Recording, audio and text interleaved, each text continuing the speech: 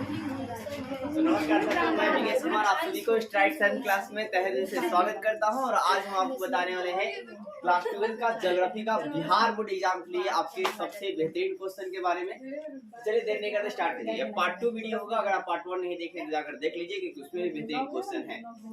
सबसे पहले बात करते हैं जनसंख्या संगठन की बात।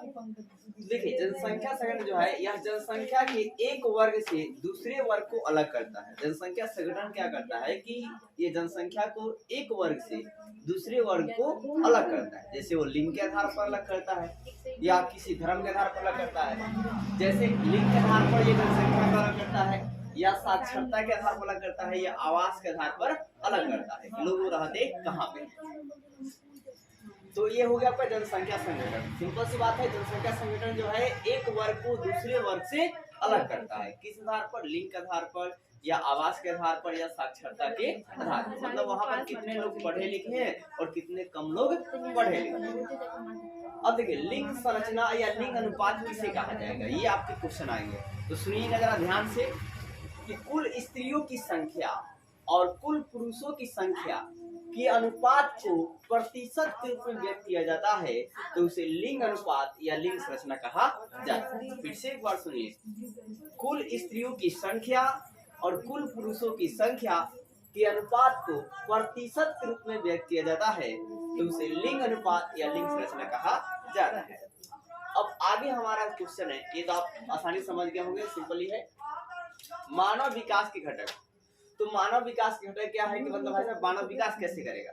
तो नंबर 1, अधिक उत्पादन करके। ज्यादा उत्पादन करेगा तो बचत क्या होगी? सेलिंग ज्यादा होगी। सेलिंग ज्यादा होगी तो बचत ज्यादा होगा। बचत ज्यादा होगा तो निवेश ज्यादा होगी। ठीक है, इन्वेस्टमेंट ज्यादा होगा। अब देखिए, अधिक निवेश मतलब भाई साहब उत्पादन ज्यादा हुआ तो इन्वेस्ट भी क्या करेंगे हम लोग? ज्यादा करेंगे। और फिर उसे इन्वेस्ट करने के बाद जो कंपनी से हमें पैसा मिलेगा वो आपके पास क्या होगी? धन जमा हो जाएगी। फिर बचत का भी क्या करेंगे? ध्यान रखेंगे। आप इन्वेस्ट ऐसे जगह करेंगे आपको पता नहीं वहाँ पे बचत हो जाए। ये नहीं कि किसी ऐसे कंपनी में लगाए हो कंपनी ही डूब गई तो आपका इन्वेस्ट किया हुआ पैसा भी डूब जाएगा। ऑनलाइन मार्केटिंग में बहुत सारा चीजों को ध्यान देना पड़ेगा। आगे बढ़ने की नीति, आपको ऐसे हमेशा प्लान कर देते रहना है, वैसे मेहनत करते रहना कि आप आगे बढ़ते रहे।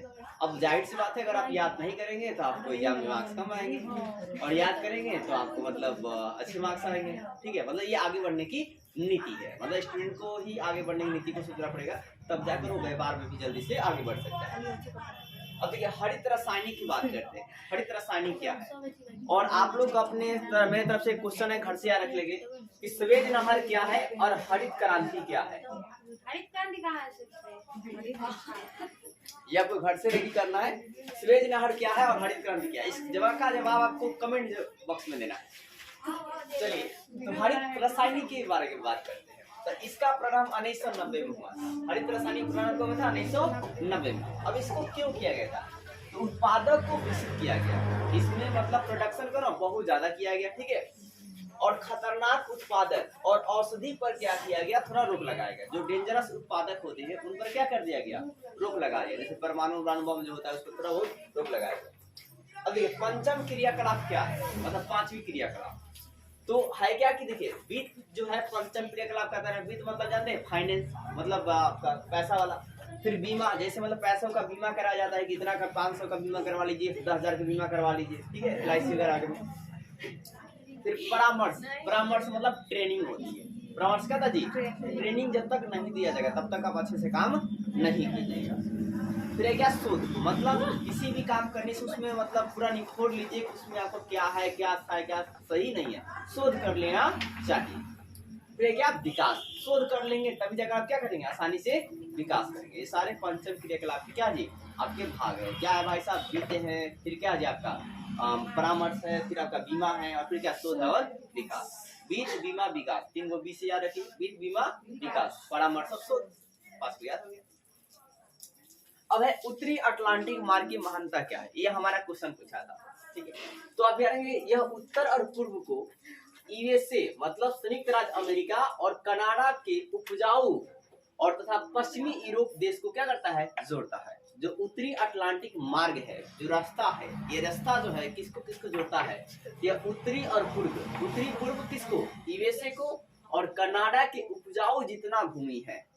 इसके अलावा पश्चिमी यूरोप जितने देश हैं, पश्चिमी यूरोपीय देश को, उन सभी को क्या करता है, जोड़ता है। और इस मार्ग पर कई बंदरगाह हैं। अब कई बंदरगाह का कहने का मतलब ये है कि यहाँ पर बड़ी बड़ी जहाजों से सामान आते हैं, सामान जाते हैं, और यहाँ पर व्यापार का सिलसिला जो हमेशा चलते रहता है, जिससे मैक्सिमम लोगों को रोजगार वगैरह मिलती रहती है।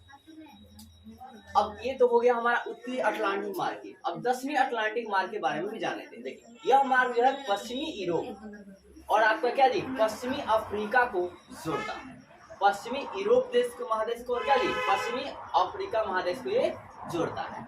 अब इसमें यातायात कम है, इसमें यातायात के साधन क्या जी, कम है, लेकिन इसमें सामान उत्पादन क्या होता है, इसमें सामान उत्पादन क्या ज्यादा होते हैं, प्रोडक्शन ज्यादा होती है। जैसे क्या जी, गेहूं हो गया, और क्या होगा जी, मीट हो गया, ठीक है, मीट मतलब किसी जानवर का मांस हो गया, इसका प्रोडक्शन ज्यादा होता है।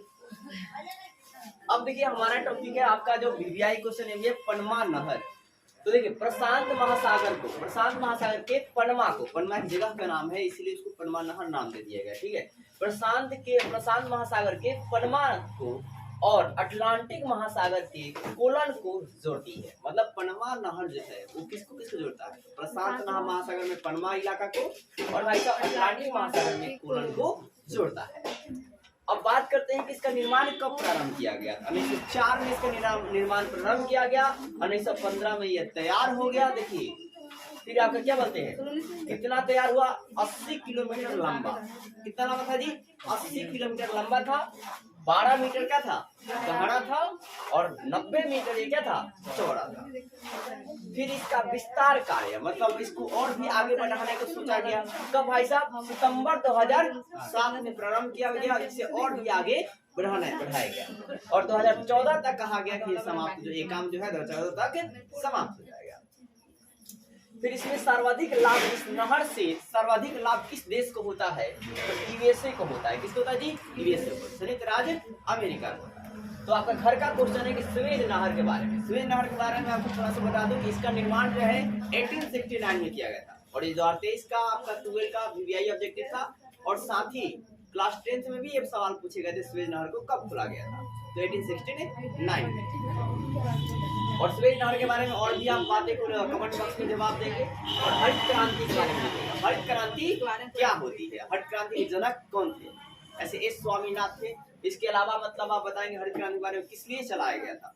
तो देखिए मैं आपको थोड़ा बहुत बता देता हूँ शॉर्टकट में कि हरित क्रांति जो है इसको एस स्वामीनाथ, भारत में एस स्वामीनाथ द्वारा चलाया गया था। पहली बार जो हरित क्रांति चलाई गई थी वो आपका है क्या कि फसलों को जब उत्पादन कम हो रहा था तो उत्पादन को बढ़ाने के लिए हरित क्रांति को चलाया गया था।